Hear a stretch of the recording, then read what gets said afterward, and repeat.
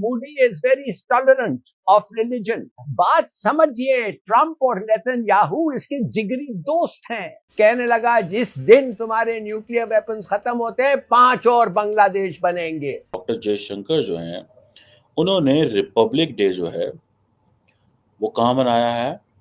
Abu Dhabi में।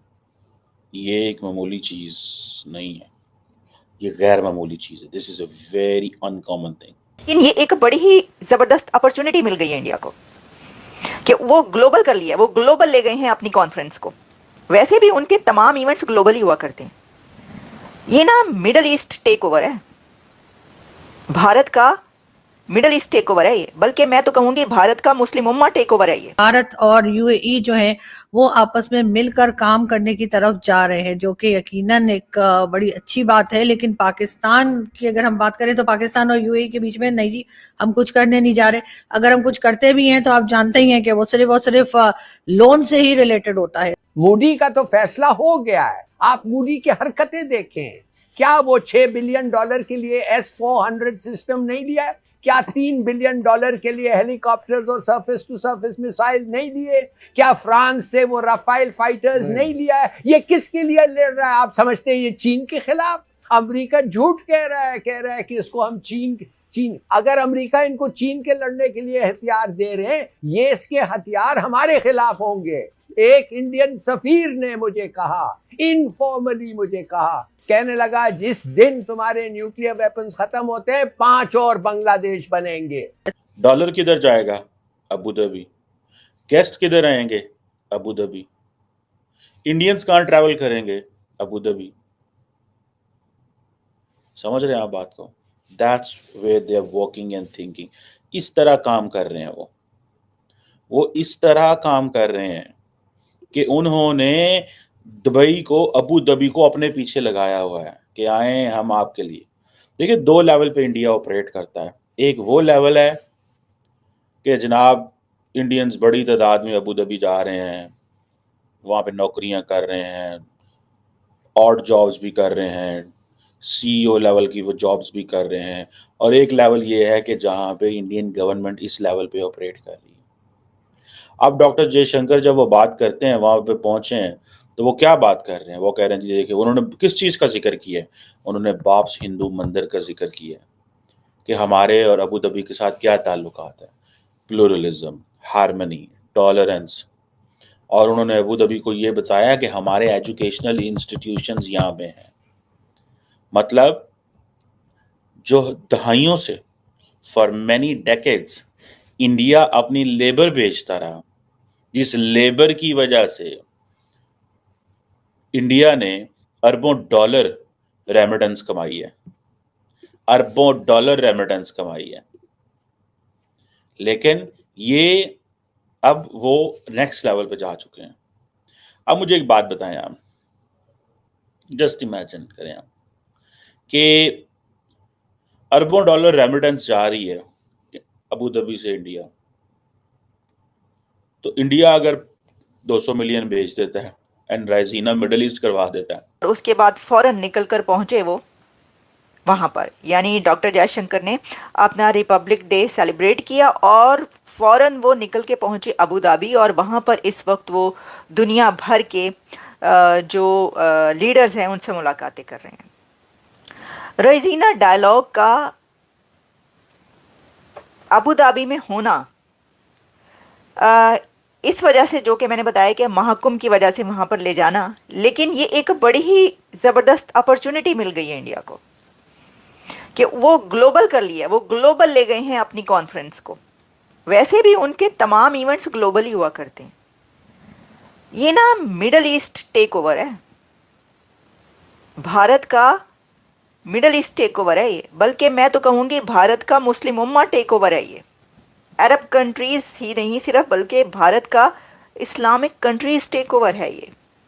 आप देखिए, आप यानी देख लें आप, जितने भी इस्लामिक कंट्रीज़ हैं इस वक्त इंडिया के इन कंट्रीज़ के साथ कितने कमाल के ताल्लुकात हैं, कितने ज़बरदस्त रिलेशंस हैं।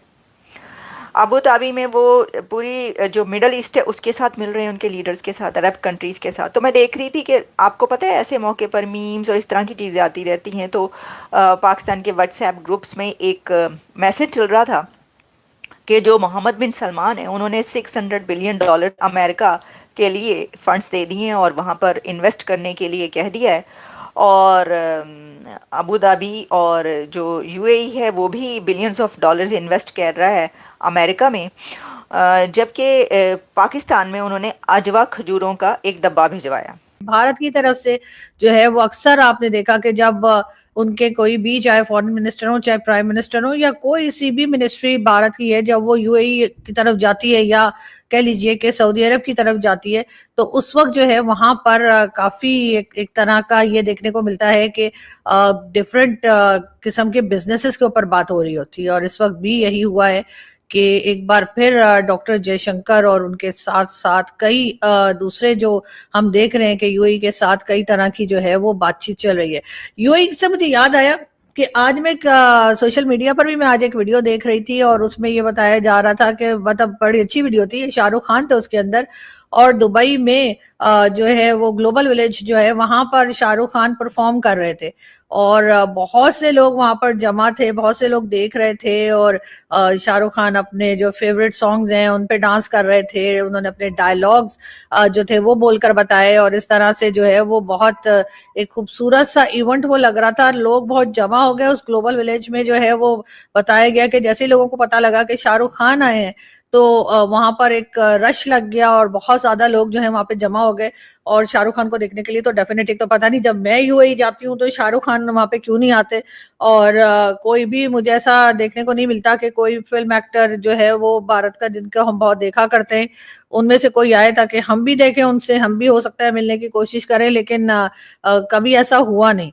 और अभी मैं देख रही हूँ कि शायद वो जनवरी या समझिए कि न्यू ईयर वगैरह चल रहा है, तो इस वजह से जो है वो वहाँ पे इवेंट्स हो रहे होंगे। और शाहरुख खान का तो खैर आप जानती हैं कि वहाँ पे शाहरुख खान का तो घर भी है, तो शाहरुख जो है वो वहाँ पर मौजूद थे और उनके बड़े अच्छे सॉन्ग्स चल रहे थे, स्टेज के ऊपर परफॉर्म कर रहे थे शाहरुख खान। जैसा आप जानते हैं कि हमेशा ही शाहरुख खान बहुत अच्छा परफॉर्म करते हैं, तो जी वहां पर शाहरुख खान मौजूद थे। लेकिन यहाँ पर अगर हम पाकिस्तान की बात करें तो एक तरफ तो यहाँ पर हम लोग सब बातचीत कर रहे हैं, जगह जगह वो डॉक्टर जयशंकर के लिए रेड कारपेट डालते हैं, एंड दे डू अंडरस्टैंड, वो इस चीज को अंडरस्टैंड करते हैं कि हमें क्या करना है, डॉक्टर जयशंकर को कैसे विन करना है। और वो डॉक्टर जयशंकर को पता है कि मैंने इनके लिए, आपको पता है ना कि doctor Jaishankar was the doctor Jaishankar on his second trip globally, वो अबू धाबी आया। अच्छा, मैं आपको बात बताऊं, अभी कल फॉर एग्जांपल जस्ट मैं लेट्स से आज 28 तारीख है, इंडिया, आपको मैं एक बात बताऊं, इंडिया अपना जो रिपब्लिक डे है ना पूरी दुनिया में, वो उस दिन मनाता है जिस दिन रिपब्लिक डे होता है। मिसाल के तौर पे इस दफ़ा रिपब्लिक डे संडे को था, तो संडे को तो मना लिया, ओके, हुकूमत ने तो गवर्नमेंट लेवल पे तो मना लिया, लेकिन पूरी दुनिया में जो इनके डिप्लोमेटिक मिशन जो रिसेप्शंस करते हैं वो उसी दिन करते हैं। अच्छा, ये मैंने पूछा एक इंडियन डिप्लोमेट से, अभी 2 दिन पहले मैं भी था वहाँ पे इंडियन हाई कमीशन की रिसेप्शन के ऊपर इस्लामाबाद में, तो मैंने पूछा उनसे, मैंने कहा भाई साहब आज संडे वाले दिन सबको बुला लिया? तो वहाँ सारी बात है, तमाम लोग मौजूद थे, डिफरेंट डिप्लोमेटिक मिशंस थे, सारा था। तो उन्होंने कहा जी हमारा ये है कि हम जिस दिन हमारा होता है रिपब्लिक डे होता है, हम रिसेप्शन उसी दिन करते हैं। कई लोग होते हैं वो 2-4 दिन पहले कर लेते हैं, 2 दिन पहले कर लेते हैं, वो कहते नहीं, हमने दिन देखना है, उस दिन के हिसाब से हमने रिसेप्शन करनी है। दिन देखना है और दिन के हिसाब से फिर हमने रिसेप्शन करनी है।